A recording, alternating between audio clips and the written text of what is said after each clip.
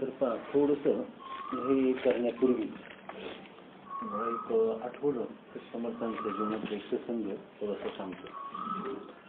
तर पंचपर्वाला आपण समर्थांचं पंचायतन पाहिलं तर त्या पंचायतांनी धर्मप्रसाराचं कार्य तर केलंच केलं.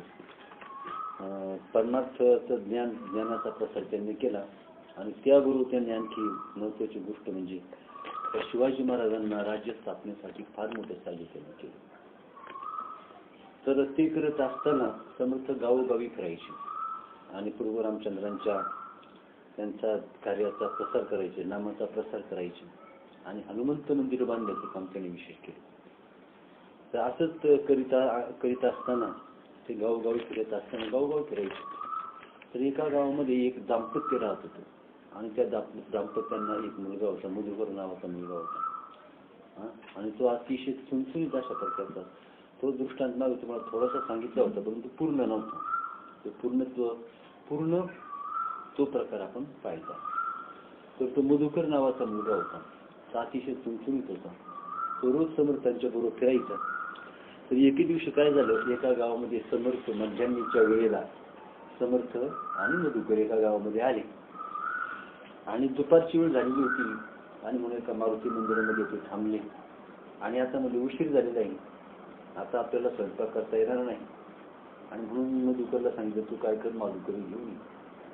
आणि म्हणून तर तो मधुकर माधुकरी मागायला गेला. तर गावात टवळ लोक होते, त्यांनी सांगितलं माधुकरी सगळे देतात असं नाही. काहींनी सांगितलं जेवण झालेली आहेत, काहींनी सांगितलं जेवण व्हायचे आहेत. मी म्हटले पण एक जोशीबा म्हणून इथं आहे. त्या जोशीबा म्हणजे ते कसे होते, खट्याळ होते, ते एका सरळ माणूस नव्हते. त्यांना आणखी त्यांची त्रास देण्यासाठी हे करण्यासाठी त्यांनी ते घर दाखवलं. म्हणजे जोशीबा आहेत ते उदारग्रस्त आहेत, श्रीमंत आहेत, तुला माधुकरी देतील आणि दान धर्म तुला भरपूर करतील आणि तू माणूस एक नंबरचा कंजूस, दारात पण लावलं करणार नाही. मुद्दाम अशा प्रकारचं घर त्यांना दाखवलं आणि मधुकर त्या दाराशी गेला आणि मग त्यांना समर्थांचा जो श्लोक आहे तर तो श्लोक असा की समर्थांची या सेवका वक्रपा ऐसा ऐसा सर्व भूमंडळी कोण जयाची लीळा वाणीची लोकतीनी मुपेक्षी कदाराम दासा विमान. अशा प्रकारचा समर्थांच्या श्लोकाचा त्यानं जोरात पुकार केला आणि जोशीबाने ते ऐकलं आणि पुन्हा म्हटलं तू काय म्हटला. त्याने त्या मधुकरला विचारलं तू काय म्हटला. मी म्हटलं की समर्थांची या सेवका कृपा ऐसा सर्व भूमंडळी कोण आहे दयाची लीळा वाणीची लोकतीनी मुपेक्षी कदा राम दासाभिमानी असं मी म्हटलं. त्यांनी पुन्हा विचारलं, पुन्हा त्यांनी तो श्लोक सांगितला. म्हणजे याचा अर्थ काय. याचा अर्थ सरळ सरळ म्हणून याच्या अर्थामध्ये काय अवघड नाही की समर्थांच्या सेवका वक्रपा आहे ऐसा सर्व भूमंडळी कोण आहे जयाची लीळा वाणीची लोकतीनी मुपेक्षी कदा राम दासाभिमानी. अर्थ कळत नका, असा सरळ सरळ अर्थ आहे, याच्यामध्ये विशेष काही नाही. आणि म्हणून तू असा कोण रे एवढा घमेंडखोर, कशाच्या घमेंड एवढा बोलतो का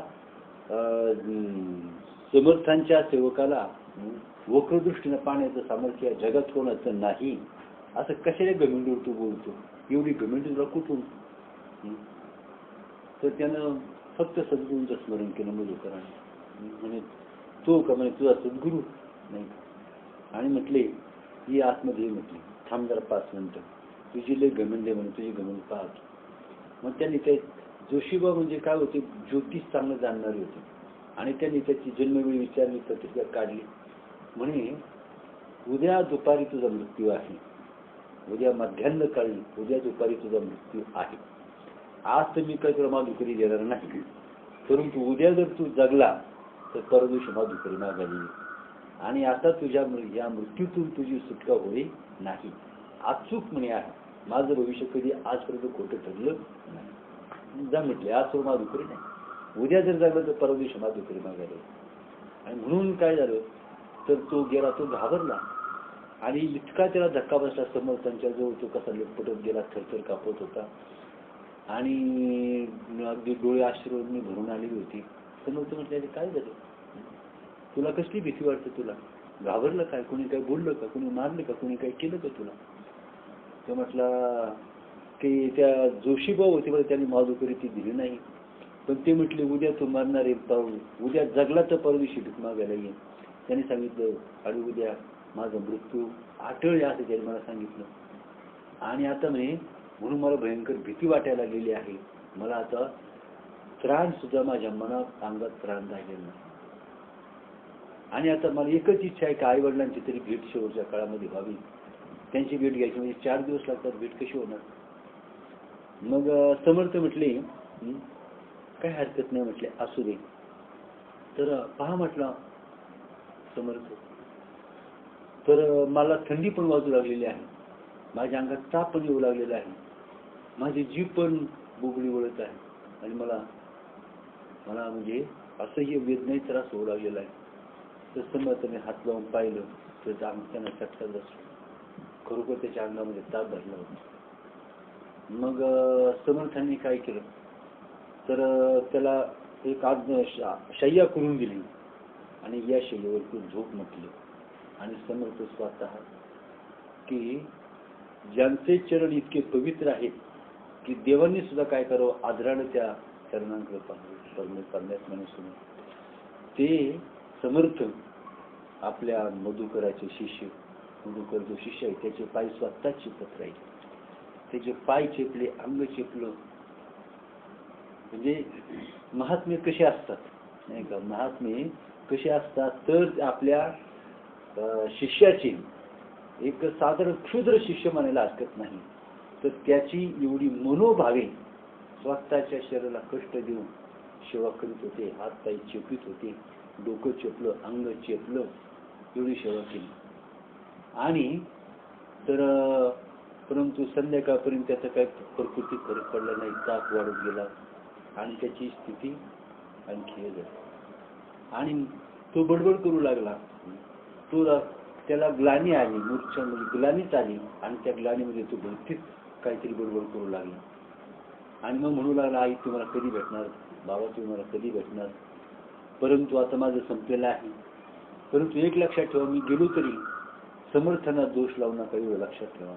अशी तो ग्लानीमध्ये बडबड करायचा. आणि मग दुसरा दिवस आला, तो रात्रभर गेला, मध्यान्नीचा दिवस आला, त्याच्या प्रकृतीत अजूनही सुधारणा नव्हती आणि तो तर अगदी हतबल झालेला होता. आणि समर्थ म्हटले की समर्थांनी काय केली, खिचडी तयार केली. दुपारच्या वेळेला 12 वाजले असतील, खिचडी तयार केली समर्थांनी. आणि तर म्हटले, अरे मधुकर आंघोळ करून घे. तो म्हटले, आता कशाला आंघोळ म्हणे, आता किती वेळ उरलेला आहे, आता मी मरणारच आहे, फक्त तुमची कृपा असू द्या. समर्थ म्हणले, अरे आंघोळ कर. म्हणजे आता आंघोळ करून उपयोगच काय समर्थ? आता म्हटले, अरे मरायचं तरी निदान पारुष अंगाने मरू नको, आंघोळ करून तरी मर. पण म्हटलं मला उभं राहायचं त्राण नाही, बसण्याचं त्राण नाही, मी आंघोळ करू तरी कशी? पहा आश्चर्य कसं, महात्म्य कशा. समर्थाने त्याला गरम पाणी केलं, त्याला उचलून घेतलं, स्वतःच्या त्याला त्राण नव्हतं, स्वतःच्या पाय लांबवले, स्वतःच्या मांडीवर घेतलं, स्वतःच्या हाताने त्याला आंघोळ घातली, स्वच्छ आंघोळ घातली स्वतःच्या हाताने त्याला समर्थाने. आणि मग त्याला त्याची शय्या तयार केली होती, त्या शय्येवर त्याला बसवलं, आंघोळ घातली समर्थाने त्याला. आणि मग पुढे काय म्हटलं, हे पहा आता मधुकर, आता तू 2 घास खाऊन घे. म्हटलं, महाराज खाण्याचं माझं लक्ष नाही, आता किती वेळ उरलाय सांगता येत नाही, आता मी मरणारच आहे आणि खाण्याचं चित्त नाही, खाऊ तरी कशाला? अरे म्हणे मरायचं तर खाऊन तरी मर, तसं कशाला मरतो म्हटले, मरायचं तर आहेच तुला. मग कसं तरी त्याला 2 घास समर्थांनी स्वतः तयार केलेली खिचडी त्याला घातली. आणि म्हटलं, हे पहा मधुकर, कालपासून तुम्हाला फार त्रास दिला, मला रात्रभर तुझ्या बडबडीत मलाही झोप नाही, म्हणजे मी आता झोपतो, पण एक कर म्हणे माझे पाय चिपत बस, माझे आलू सुद्धा दुखते, पाय चिपत बस. म्हणून समर्थांनी काय केलं, अंथरून केलं, त्यावर स्वतः झोपले. आणि एक सांगतो मी तुला, एक काम करायचं, कसल्याही परिस्थितीत कोणी जरी आलं, जरी तुला हात माझी बोलवलं, ओढलं, तरी तू जागा सोडायची नाही. एवढं ते फक्त लक्षात ठेव. आणि मला आता झोप लागली. म्हणजे स्वामी समर्थ तुम्ही झोपा पण मी मेल्यावर झोपा म्हटले. मी आता मरणार आहे, आता कशाला झोपता, मी आता मरणारच आहे ना. मग तुम्ही झोपले असताना मी मरायचं तरी कसं काय, म्हणून तुम्ही थोडा वेळ मी मेल्यावर झोपा. नाही म्हटले मला फार झोप आली म्हटले, फक्त तू सांगितलं कसं. मग समर्थ लगेच घोरायला लागले. पण एक कर म्हटले ही जी घोंगडी आहे माझ्या अंगावर ही घोंगडी सोडून होती. मग समर्थ घोरायला लागले. त्यांनी ती घोंगडी काय केली, ती घोंगडी आपल्या अंगावर, समर्थाची घोंगडी होती, समर्थांच्या अंगावर घोंगडी होती, उरलेला भाग त्याला आपल्या अंगावर घेतला आणि समर्थ घोरायला लागले. तर लगेच त्या ठिकाणी साक्षात यमाचे दूत त्या ठिकाणी आले. यमाचे दूत दारामध्ये आले असे आणि त्यांनी सांगितले इकडे ये म्हटले, तू इकडे ये. म्हणजे येणार नाही म्हटले, आम्हाला ओळखतो का कोण आहे, नाही म्हणतोस, या तुला यावंच लागेल. तू म्हटली काही केलं तरी मी येणार नाही. मी तू घोंगडी सोड आणि इकडे ये. नाही का म्हणे आम्ही येणार नाही. आणि म्हटले आम्ही साक्षात यम आहोत, यमाचे दूत आहोत आणि तुला यावंच लागेल. तसा येत नसेल तर तुझे असं खेचून तुला घेऊ, हालाल करून घेऊ. म्हटले मी येणार नाही, तुम्हाला काय करायचे का, मी येणार. मग त्यांनी काय केलं, आपले दारातूनच आपले जे पाश असतात ते पाश फेकले. परंतु ते पाश घोंगडीच्या जवळपास जायला ते घोंगडीपासून लांबच राहायचे. त्यांनी महत् प्रयत्न करून ते पाश जोरात टाकायचा प्रयत्न केला. पण ते पाश घोंगडीपर्यंत जाईनातच. तसेच समर्थाची या सेवकावर कृपा आहे. आईसा सर्व भूमंडळी कोण आहे, नाही का. दयाची लीळा वाणिता लोक तिनी आणि नुपेक्षी कदा राम दासा. यमाचे पाच जाती कमी पुढे. मग यम शेवटे प्रयत्न करून थकले आणि शेवटी निघून गेले. म्हटले आता आपल्या मालकांनाच म्हणजे यमांनाच प्रत्यक्ष वार्ता सांगूया. हताश खालच्या मानेने गेले. त्यांना तरी वार्ता कशी सांगायची, अपयश नाही का, आम्ही काम करू शकलो नाही, आम्हाला काम करता आलं नाही, कसं सांगायचं. म्हणून खालच्या मानेने गेली. दबकत भीत कापऱ्या स्वरामध्ये त्यांनी वार्ता सांगितली. यम म्हटले तुम्हाला करताना मी स्वतः जातो म्हणे. स्वतः यम तिथे आले. तशाच प्रकारची घटना घडली आणि त्यांनी दारात उभे राहिले आणि सांगितले इकडे ये म्हटले. ते म्हटले मी येणार नाही. मग त्यांनी दमदाटी करायला सुरुवात केली. ते म्हटलं काही झालं तरी येणार. अरे म्हटली तू माझ्या दूतांचं ऐकलं नाही पण मला ओळखलं का, मी साक्षात कोण आहे, तर मी साक्षात यम येऊन आणि तुला यावंच लागेल. म्हणेल अरे तू यम काय, तुझा बाप जरी आला तरी मी येणार नाही का. अशा प्रकारचं उत्तर दिलं. म्हणजे शेवटी तोही त्यानं आता त्याच्या पाशाची ताकद जास्त होती आणि म्हणून त्याने सांगितलं माझ्या दूतांचे पाश तुझ्यापर्यंत पोचले नाहीत पण माझे पाश तुलाच काय सगळ्या जगाला व्यापून येतील अशी माझी ताकद, माझ्या पाशांची ताकद. म्हटलं तुला काय करायचे ते कर, तुला मी मोजीत नाही माझ्या समर्थांच्या जोरावर नाही का. मी तुला सुद्धा मोजत नाही म्हटलं. तू असतील ते ये म्हणे तुझा तू काय म्हटले अधिकार. हा तसं पाहिलं एवढा अधिकार, एवढी सत्ता, एवढं सामर्थ्य, एवढं बळ कुठून आलं त्याला, समर्थांचं बळ होतं. आणि म्हणून म्हटलं तू नाही येत ना, माझे पाश सगळ्या जगाला जे व्यापून उरतात, सगळं जग सुद्धा माझ्या पाशाला कमी पडतं. तुझी काय रे कस पडायची म्हणजे काय करायचं करा म्हटलं. मग त्यांनी सर्व शक्तीनिशी पाश टाकली. पाश पुढे आले बरं का, परंतु 20 अंतर, तेवढं अंतर मात्र ते पाश कापू शकले नाही. त्यांनी आटोकाट प्रयत्न केला, घामाघूम झाला, पण शेवटी त्याला काय ते पाश म्हणजे पाहिली का समर्थांची ताकद काय होती, काय ताकद होती पाश. आणि मग शेवटी ते निघून गेले. शेवटी यम थकून निघून गेला, हताश झाला आणि आपल्या आयुष्यातलं फार मोठं अपयश, आपल्या कार्यातलं फार मोठं अपयश, हा कलंक आता आपण कधीच धुवून टाकू शकत नाही अशी खंत लाज त्याच्या मला वाटते. मग पुढे म्हणजे समर्थ ते गेल्यानंतर समर्थ उठले तोंड वगैरे होतं. म्हणजे काय म्हटले, तुमच्या कृपेचा प्रसाद म्हणजे काय वर्णन करून उठले. मग काय झालं, मग त्यांनी तो सगळा प्रकार सांगितला नाही का. बरं म्हणे आता मग असं कर, आता आपल्याला भूक लागलेली आहे, मलाही भूक लागलेली आहे नाही का. तर नाही दुसरा तो दिवस गेला. मग सगळं ते दिवस पार पडला.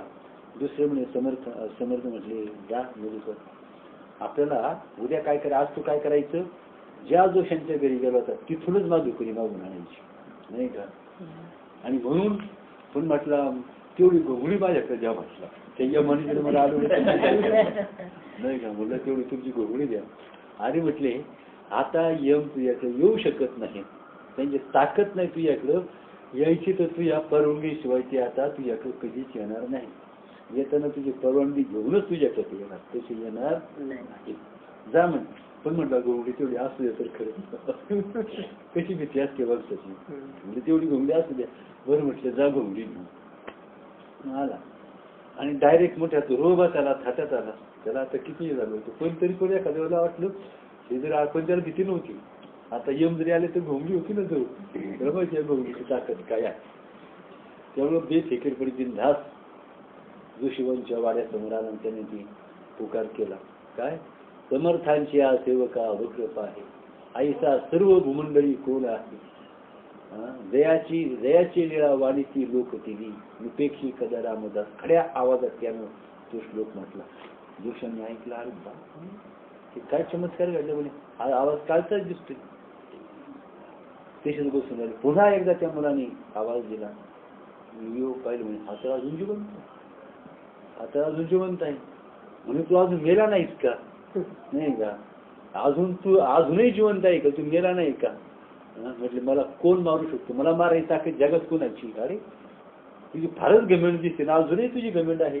म्हटलं जर आधी लईची. त्यांनी पुन्हा ती पत्रिका पाहिली. म्हणे तू जगलाच कसा, तुला म्हणजे इतके अचूक, म्हणजे माझं आतापर्यंत अंदाज कधी चुकला नाही, हे बरोबरच आहे, पण तू जगलाच कसा. ज्या अर्थी तू अजूनही जिवंत आहे याचा अर्थ तुझे समर्थ खरोखर समर्थच असलं पाहिजे. म्हणजे मला त्यांचं दर्शन, मला स्वतःचं दर्शन घ्यायचं आहे. ते म्हटले मग कधीतरी काय आताच तर मग तेच दिवशी सुद्धा त्यांच्या दर्शनाला त्याच्यावर आले, समर्थांचं दर्शन घेतलं. मग समर्थ म्हटले का तुझा अभ्यास चांगलाच दिसतो ज्योतिषशास्त्राचा. म्हटले हो, परमेश्वराच्या कृपेने माझा ज्योतिषशास्त्राचा इतर शास्त्राचा अभ्यास आहे. म्हटले काय रे, तुला जे परमेश्वराच्या कशाच्या कृपेनं जी विद्या प्राप्त झाली त्या विद्येचा वापर तू अशा करता करतोस, लोकांचा छळ करण्याकरता, लोकांना त्रास देण्याकरता, लोकांना दुःख देण्याकरता. ही विद्या आणि हे ज्ञान महात्म्यांनी, थोर पुरुषांनी एवढ्या करता निर्माण केलं का हे शास्त्र. तुला काय वाटत नाही. म्हटले हे कोणत्या ठिकाणी फिरशील म्हणे, तुला काय वाटतं का म्हणे. तर म्हटलं माझं चुकलं नाही का, या म्हणे या पुढे मी कधी करणार नाही. समर्थांची क्षमा मागितली आणि तो अशा प्रकारे आपला म्हणजे कशा करतात तर महात्म्यांचं सामर्थ्य कसं असतं. दुर्बळाची कन्या समर्थाने केली, अवतासांनी मारी दारिद्र्याची. मग गरीबाची मुलगी, आपण मी तुम्हाला सांगितलं एखादी गरीबाची मुलगी आहे आणि इतकी तिला खायला 2 घास नाही, 2 दिवसातून सुद्धा कसं तरी 2 घास खायल्यानंतर शिवपाके, अंगावर वस्त्र नाही, कसं तरी ती दिवस काढते. परंतु ती मुलगी अत्यंत गरीबाची मुलगी, परंतु एखाद्या मोठ्या श्रीमंत माणसाची नजर तिच्यावर गेली. त्याने विचार केला मुलगी अतिशय सुंदर आहे, चुणचुणीत आहे, हुशार आहे, गरीबाची असली तरी आपल्याला काय त्याचं करायचे, परंतु ही मुलगी जर आपल्या घरात आली तर चांगलं होईल. आणि म्हणून काय केलं त्यानं, तर तिच्या वडिलांना विचारलं की ही मुलगी आम्हाला द्या. लग्न ठरलं आणि पार पडलं. का आता कल्पना करा, तर दुर्बळाची कन्या समर्थाने केली, लग्न झालं आणि लग्न झाल्यावर ती एक अक्षदा पडल्या. लगेच तिच्या मैत्रिणी विचारलं का गं बाई, हा जो 100 एकराचा शेत आहे हे कोणाचं आहे. म्हटली माझे. पलीकडचे 2-4 बंगले दिसतात ते कोणाचे म्हणे माझेच. नाही का. त्यानंतर हे ट्रॅक्टर दिसतात म्हणे माझे. गाड्या कोणाच्या. किती वेळ लागत नाही माझं म्हणायला. तिला माझं म्हणायला अक्षदा पडण्याचा उशीर, तर लगेच काय म्हटली हे सगळं माझं आहे. पुढं कमवायला गेली होती. परंतु काय केलं, तर कुणाची झाली? समर्थांची झाली. किती वेळ लागतो? समर्थांचं झाल्यानंतर मग माणसाचं काय होतं? सगळं काही बदलून जातं. मग मधुकर का जर समजा समर्थांच्या जर त्याला जर तो चरणाजवळ गेला जर नसता, समर्थांचं सामर्थ्य त्याच्यामध्ये आलं, समर्थांचं सामर्थ्य त्याच्याजवळ आलं. आईबापाची संपत्ती, गुरुचे ज्ञान, गुरुची विद्या, हे काय होते? आई वडिलांचं वारसा हक्कानं काय होतं? आई वडिलांची सगळी संपत्ती मुलांना प्राप्त होते. तसे सद्गुरू काय करतात? आपलं सगळं ज्ञान, आपलं सगळं ज्ञान हे काय करतात? आपल्या शिष्याला, जे आपल्या असतील शिष्य, सगळ्यांना देऊन संपूर्ण परिपूर्ण सगळंच देतात. अगदी संपूर्ण काय असेल ज्ञानासहित प्रेम, कृपा. नामदेव महाराजांनी वर्णन केले. काय वर्णन केले? सद्गुरू नाही की पूर्ण कृपा केली, पूर्ण कृपा केली. एका जनार्दनी पूर्ण कृपेने, एका जनार्दनी पूर्ण कृपेने, गवळण राधा बावळणे, पूर्ण कृपा म्हणतात.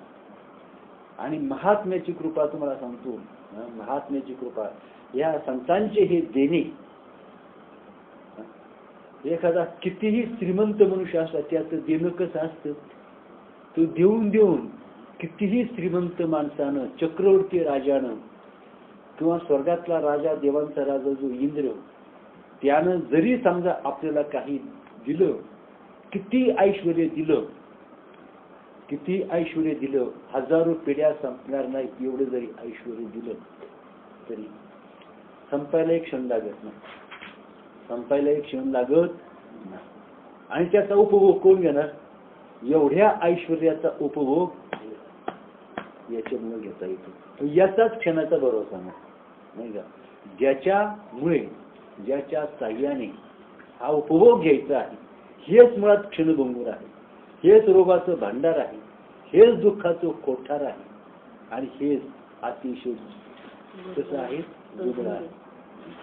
परंतु संतांचं देणं कसं असतं? या संतांचे हे देणे कल्प तरु होणी जुने, हे जे शब्द आहे काय म्हटलेलं आहे?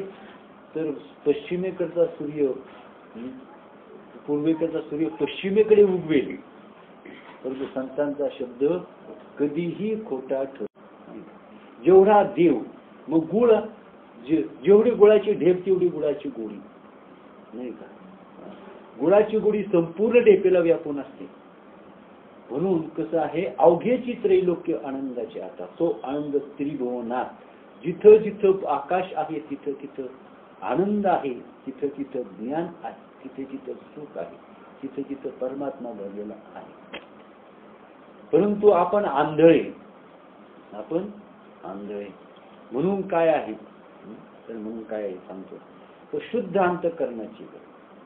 त्याला शुद्ध अंतःकरण म्हणजे तुमच्या आमच्या म्हणण्याप्रमाणे नाही, तर संतांच्या मनोगताप्रमाणे, शास्त्राच्या मनोगताप्रमाणे, ज्यांनी अंतःकरण शुद्ध, स्वच्छ, अहंकार रहित, विषय रहित केलेलं आहे, शुद्ध अंतःकरण. शुद्ध अंतःकरण कशा म्हणतात? जे अंतःकरण अहम रहित आहे, जे अंतःकरण विषय रहित आहे, तर शुद्ध अंतःकरण म्हणतात. आणि अशा शुद्ध अंतःकरणात परमात्मा वास्तव्याला येतो. आपल्या ऐश्वर्य राजा येतो, राजा येतो, वास्तव्याला येतो. तो आपल्या सूर्य येतो म्हणजे आपल्या सामर्थ्यानिशी येतो ना, तसा तो परमात्मा आपल्या सामर्थ्यानिशी तिथे वास्तव्याला येतो. आणि म्हणून कसं आहे? तरी म्हणून माणूस पात्रता असून सुद्धा अभागी होतो आणि मरणप्राय यातना, दुःख, लाचारी, पशुसारखी पाशवी जमीन बघतो, सामर्थ्य असून. आणि म्हणून मनुष्य जन्म एवढ्याच करता उत्तुंग यशाचं शिखर, आनंदाचं शिखर गाठण्यासाठी मनुष्याचा जन्म आहे. आणि म्हणून काय माऊली वर्णन करतात? जे मी परमात्मा सांगतो, जे मी जेवढे जैशी तिची ते झाले तैशी, किंवा जैसा मी अनंतानंदू, जैसा मी अनंत आहे, आनंदरूप आहे, जैसा मी अनंतानंदू, जैसाची सत्यशंभू तैसेची ते भेदू उरीची ना. माझे जसा मी तसेच माझे भक्त असतात. देव सांगतो माझ्या भक्ताला मी सगळं काही देऊन टाकतो. भगवंताचा प्रिय भक्त जो असतो, अत्यंत प्रिय भक्त माणूस आपल्या प्रिय माणसाला विश्वासू प्रिय विश्वास आणि प्रेम ह्या दोन गोष्टी जगामध्ये श्रेष्ठ आहेत. कोणाच्याही जवळ जायचं असेल, त्याला आपलाच करायचं असेल तर दोन गोष्टी लागतात. दोन गोष्टी. पहिली गोष्ट म्हणजे विश्वास संपादन करणे आणि दुसरी गोष्ट म्हणजे नुसता विश्वास नाही तर प्रेम, त्याच्याबद्दल प्रेम असणे. ह्या दोन गोष्टींनी संतांची कृपा प्राप्त करता येते आणि देवाचीही कृपा प्राप्त करता येते आणि व्यावहारिक जगातील माणसाचंही प्रेम संपादन करता येते. म्हणून या दोन गोष्टी सांगितल्या. म्हणून काय सांगतो, जैसा मी अनंत आनंद जैसाची सत्यशंभू तैशीची ते देऊ गुरुचंद. तर पहा आता माझ झाला आता आपण योग वैशिष्ट्यामध्ये काय विषय सांगितला तो पाहू. तर विचारहीन अज्ञ मनुष्याला जसा जन्मोजन्मी शोक करावा लागतो. हा एक एक शब्द आहे पहा संतांची वाणी आहे. यातला एक शब्द नव्हे, एक अक्षर सुद्धा, एक एक अक्षराचा नाश माझा रमाकांत. एका अक्षरामध्ये तो परमात्मा भरलेला आहे. हे साचेची बोलाचे नव्हे हे शास्त्र. हे शास्त्र कसं हे बोलणं नाही, साचेची बोलाचे नव्हे हे शास्त्र. संसार जिनते शस्त्र आणि अक्षर आत्मा अवतरविते मंत्र अक्षरी. ह्या अक्षरांनीच काय, हे सत्शास्त्र आहे, हे श्रुती आहे, या स्मृती आहेत नाही का. या श्रुती आहे, ह्या स्मृती आहे आणि श्रुती स्मृतीचं काय आहे तर सामर्थ्य याच्यामध्ये आहे. आणि म्हणून काय सांगितलं इथं, विचारहीन अज्ञ मनुष्याला सगळ्यात अतिशय अभागी मूर्खच म्हणायचं कोण, जो विचारहीन आहे. अज्ञान अज्ञ म्हणजे कोण, ज्यानं परमात्म्याला जाणलं नाही त्याला अज्ञान अज्ञ म्हणायचे. त्याला ज्यानं परमात्मा स्वरूपाची प्राप्ती करून घेतलेली नाही तो अज्ञ आहे. आणि अज्ञ का राहिला, तो विचारहीन, त्यानं विचार केला नाही. काल आपण पाहिलं विचारानं काय काय प्राप्त होत नाही. विचारहीन अज्ञ मनुष्याला जसा जन्मोजन्मी शोक करावा लागतो. काय वचन आहे, जन्मजन्मी त्याला शोक करावा लागतो, सुटकाच नाही. आणि म्हणून काय म्हटलेलं आहे तर सुख म्हणजे फक्त परमात्मा, आनंद सुख म्हणजे परमात्मा आणि बाकीचे आहे केवळ दुःख आहे. याला अज्ञान लोक ह्याच प्रापंचिक गोष्टीला सुख मानतात. अज्ञानामुळे परमात्म्याच्या स्वरूपाची ओळख नसल्यामुळे ह्या जगातल्या सत्तेला, संपत्तीला, वैभवाला अज्ञानामुळे सुख मानतात. कारण त्या देवाचं सुख त्यांनी जोपर्यंत जो अमृताचे ठी ठेवी तो कांजी केवी शेवी, जोपर्यंत अमृत प्राशन करायला मिळालेलं नाही तोपर्यंत त्या कांजीची किंमत आहे. ज्यानं अमृत सेवन केलेलं आहे तो त्या कांजीकडे पाहत नाही. मग जोपर्यंत परमात्म्याच्या स्वरूपाची ओळख झालेली नाही तोपर्यंत स्वर्ग चांगला वाटतो, सत्यलोक चांगला वाटतो, हा इहलोक चक्रवर्ती राजाचं वैभव चांगलं वाटतं. परंतु स्वरूपाचं ज्ञान झाल्यानंतर चक्रवर्ती राजाचं वैभव सुद्धा गवताच्या काळीसारखं तुच्छ वाटतं. इंद्राचं वैभव, देवांचा राजा, स्वर्गाचा राजा जो इंद्र, स्वर्गाचं वर्णन करत नाही तुम्हाला माहित आहे. आता जो स्वर्गाचा राजा इंद्र, त्या इंद्राचं वैभव सुद्धा गवताच्या काळीसारखं तुच्छ म्हणतो. कशा पुढं तर स्वरूप स्थिती पुढे, ब्रह्मस्थिती पुढे हे वैभव सुद्धा कसं आहे, तुच्छ आहे. तर तसा शोक करावा लागतो. तसा शोक रोगाने ग्रस्त झालेल्या किंवा नाना तऱ्हेच्या कोणी सापडलेल्या मनुष्याला कधीही करावा लागत नाही. तो किती शोक करतो, किती शोक करतो, किती दुःख भोगतो, भयान रोगाने पिडलेल्या मनुष्याला सुद्धा नाही का, अतिशय भयंकर रोगाने जर्जर झालेल्या मनुष्याला, भयंकर रोगाने जर्जर झालेल्या मनुष्याला सुद्धा जे दुःख भोगावं लागत नाही. आणि प्रचंड संकटामध्ये सापडलेल्या, भयानक संकटामध्ये सापडलेल्या मनुष्याला सुद्धा जे दुःख भोगावं लागत नाही असं अज्ञानी माणसाला दुःख भोगावं लागतं. किती दुःख किती काळ भोगावं लागतं तुम्हाला माहिती आहे ना? 84 लाख कोटी एवढे वर्ष त्याला दुःख भोगावं लागतं. आताच विचार करायला वाव आहे आणि वेळ आहे, संधी आहे. जाईल हा नरदेह मग कैसा बघून, नरदेह निधान लागले हाती उत्तम कार उत्तम गती. हा देह आपल्याला सहजासहजी खेळण्या एखादं बाजारातून खेळणं आणावं असा नरदेह नाही. या नरदेहाची किंमत, या नरदेहाची किंमत तो परमात्मा म्हणता मी सुद्धा या नरदेहाची किंमत करू शकत नाही. मेरू तुल्य पृथ्वी सुवर्ण करिता दान. मेरू तुल्य पृथ्वी, मेरू पर्वता एवढं, पृथ्वीच्या वजना एवढं सोनं, त्याच्या किमतीपेक्षा सुद्धा नरदेहाच्या एका क्षणाची किंमत जास्त आहे. चिखलात बिडूक होऊन राहावे लागले, घाणीतील किडा बनावे लागले. चिखलात बिडूक जरी व्हायची पाळी आली, घाणीतील किडा जरी व्हायची पाळी आली, किंवा गुहेमध्ये आंधळा सर्पाप्रमाणे जरी राहावं लागलं तरी हरकत नाही. परंतु मनुष्याने आत्मानात्म विचारित राहू नये. गुहेतला आंधळा साप झाला तरी परवडेल, चिखलातला बिडूक झाला तरी परवडेल, घाणीतला किडा झाला तरी परवडेल. परंतु मनुष्यानं आत्मज्ञान संपादन करावं. नाहीतर ते झालेलं आत्मज्ञान जर संपादन करता येत नसेल तर ते झालेलं परवडेल. एका वेळेला अविचार हे सर्व अनर्थांचे सगळ्या अनर्थांचं वस्तीस्थान, स्रोत, उगम अविचार. त्याच्या विरुद्ध विचार. कितीही मोठ्या संकटातून विचार बाहेर काढतो. विचार म्हणजेच कसा आहे, विचाराने जीवाची प्राप्ती होती, विचाराने दुःखाची निवृत्ती होती. किती मोठं दुःख संकट, असं एकही जगामध्ये दुःख नाही, संकट नाही, अनर्थ नाही का जे विचारानंच जात नाही. विचारापुढे कशाचं सामर्थ्य नाही. सर्व दुस्थितीची परमसीमा आहे.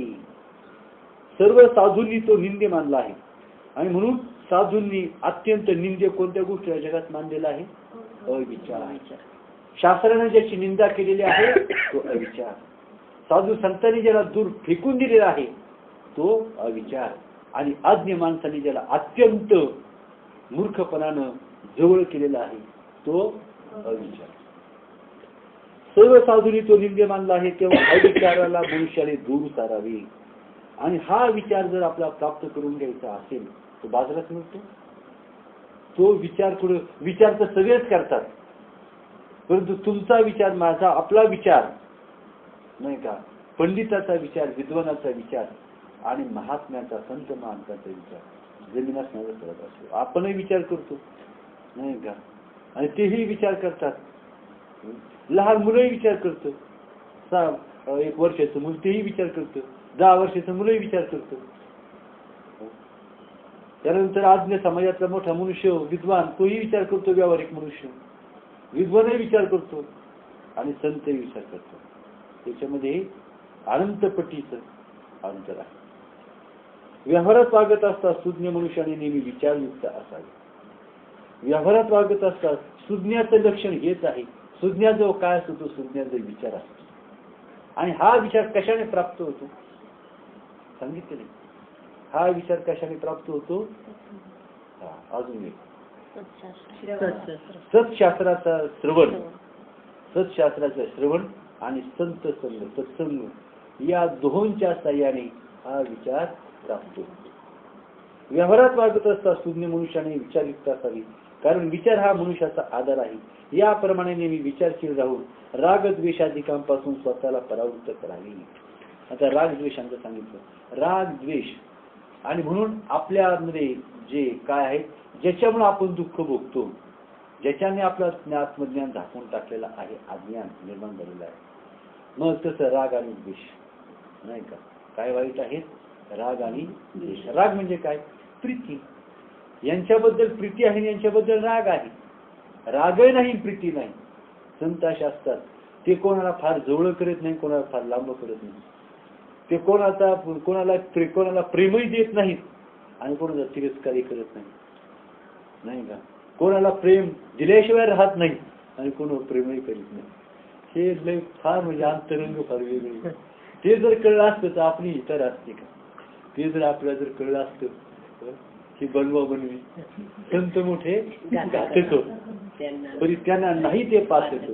ते जर आपल्याला संत कळणं म्हणजेच देव कळणं, संत कळणे म्हणजे आत्मज्ञान होणं, संत कळणे म्हणजे ब्रह्मज्ञान होणं, संत कळणं म्हणजे जीवन मुक्त होणं, संत कळणं म्हणजे या त्रिभुवनातील अनंत कोटी ब्रह्मांडात परमोच्च पद प्राप्त करून घेणं. त्याला म्हणतात संत कळलं. नाही का? परवा सांगितलं एक जण मग लय खुशीत होता. महाराजांचं दर्शन व्हायचं. महाराजांच्या 2 महिन्यापासून महाराजांची वाट पाहत होता. 15 दिवस त्याला इतकी ओढ लागली की जेवण जाईना, इतकी प्रचंड ओढ लागली. महाराज आले, दर्शन घेतलं, फार बरं वाटलं. आता म्हटलं आपण महाराजांच्या पंक्तीला भोजन करायला म्हणणार, त्याला इतका आनंद झाला. पण महाराजांनी 2.5 भाकरी खाल्ली तर किती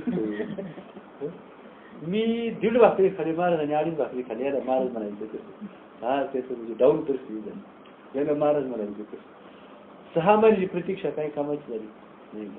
म्हणून संत जर कळले असते, ज्ञानेश्वर महाराज, तुकाराम महाराज, श्रीपाद असे संत जर कळले जर असते, ते कळणं त्या परिसरावर नेऊन ठेवा. माझे खरे स्वरूप काय वा संसारूपी दोष आत्मस्वरूपा या ठिकाणी कसा उत्पन्न झाला, माझे खरे स्वरूप काय, हा गहन प्रश्न आहे. याचं उत्तर भल्या भल्याना देता आलं नाही. 1000 वर्षाची तपश्चर्या करणाऱ्यांना याचं उत्तर मिळालं नाही. ज्यांनी 1000 वर्ष केवळ पायाच्या अंगठ्यावर उभं राहून तपश्चर्या केली त्यांनाही कळलं नाही. ज्यांनी पाण्यामध्ये गळ्या इतक्या पाण्यामध्ये ज्यांनी तपश्चर्या शेकडो वर्षांची तपश्चर्या केली त्यांना हे कळलं नाही. त्यांना सुद्धा कळलं नाही. काय कळलं नाही? माझे खरे स्वरूप काय. आणि ज्यांच्यावर संत कृपा झाली त्यांनाच हे कळलं. हा संसारूपी दोष आत्मस्वरूपा या ठिकाणी कसा उत्पन्न झाला, प्रकाशाच्या ठिकाणी अंधार कसा निर्माण झाला, याचं उत्तर मोठं अवघड आहे. बरोबर आहे का नाही?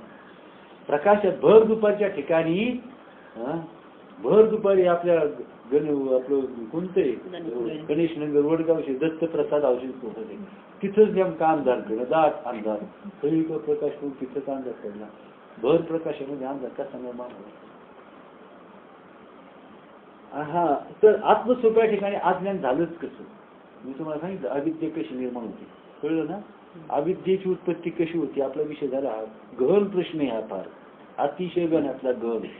अविद्येची उत्पत्ती कशी होती हे ज्याला कळलं तो अविद्या, रोग कसा होतो कशाने होतो हे ज्याला कळलं तोच रोगाला जवळ येऊन देऊ शकत नाही.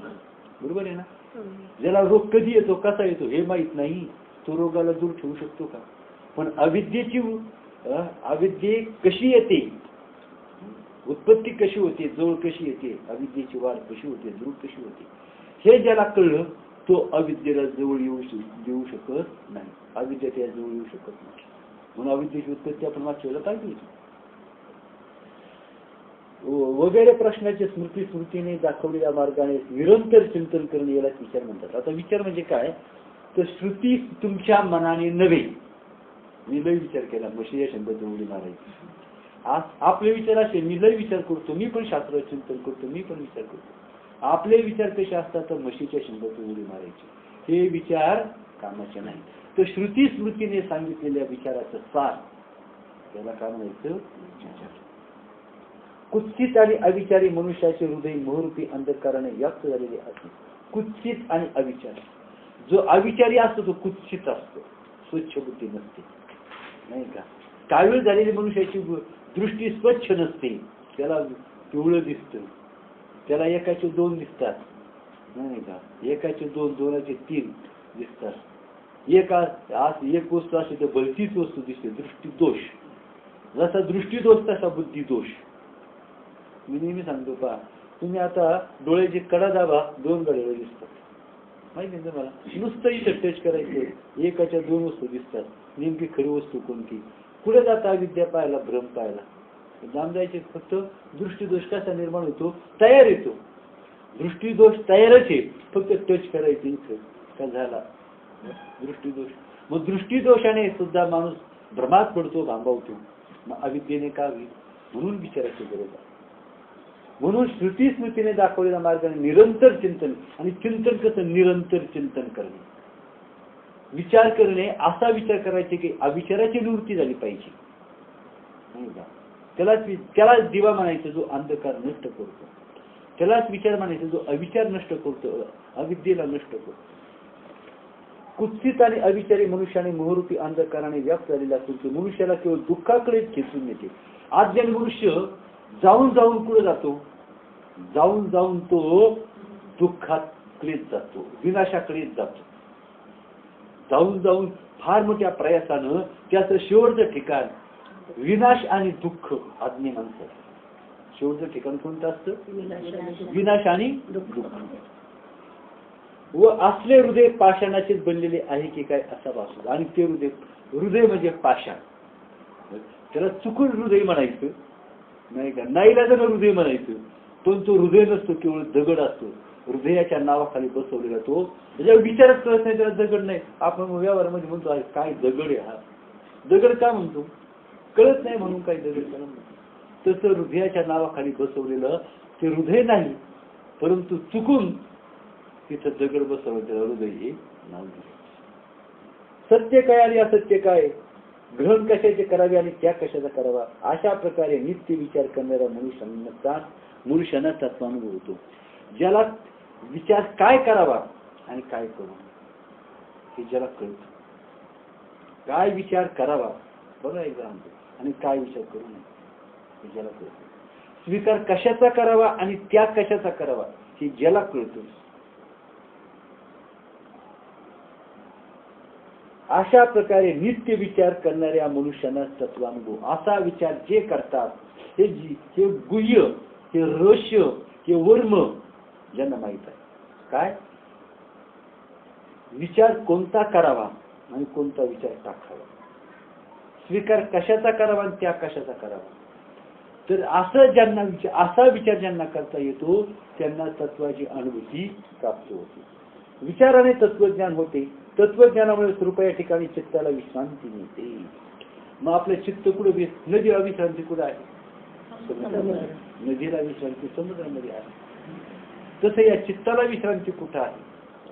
स्वरूपामध्ये. मग चित्ताला स्वरूपामध्ये विश्रांती मिळाली की ते चित्तच काय होतं? चित्त काय होतं? स्वरूपात ते स्वरूप होऊन जातं.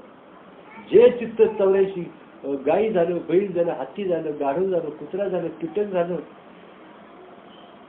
जे चित्त एवढ्या अनर्थात फिरून फिरून आलं ते चित्त शेवटी उच्च स्थिती म्हणजे स्वरूपच होऊन जातं, ब्रह्मस्वरूपच होऊन जातं. विचाराने तत्वज्ञान होते. तत्वज्ञानामुळे स्वरूपा या ठिकाणी चित्ताला विश्रांती मिळते. ही विश्रांती म्हणजे सर्व तऱ्हेच्या दुःखांचा क्षय होईल. ही विश्रांती म्हणजे दुःखाचा क्षय झाला, दुःख संपलं. त्याच्या दृष्टीने दुःख आता जगात उरलंच नाही. या जगातील सर्व लौकिक आणि वैदिक कर्मे विचाराने फलद्रूप होतात. या जगातील सर्व लौकिक आणि वैदिक कर्मे, कोणतेही कर्म, आपलं कर्म फलद्रूप होतं का? कर्म फलद्रूप होत नाही. एखादी गोष्ट करायला घेतो परंतु त्यास यश मिळत नाही, त्यालाच अपयश म्हणजे कर्म फलद्रूप होणे. म्हणजे हाती घेतलेल्या कार्यात यश येणे याला कर्म फलद्रूप होणे. हाती घेतलेल्या कार्यात अपयश येणे याला माहिती कर्म फलद्रूप झालं नाही. आणि अशा प्रकारचं हे कर्म कशाने फलद्रूप होतं? कशाने फलद्रूप? श्रुती स्मृतीच्या विचाराने कर्म हे फलद्रूप होतं. आणि म्हणून इहलोकीचं परलोकीचं जो सुख मिळतो तर इहलोकीच्या सुखाचं काय प्रश्न? जो स्वरूपाचं सुख मिळतो त्याला परलोकातल्या सुखाचं काय अवघड? जो परलोकातलं सुख मिळतो तर इहलोकातलं सुखाचं काय अवघड आहे? त्यामुळे मनुष्य आत्मतत्वाच्या श्रेष्ठ स्थानावर आरूढ होतो.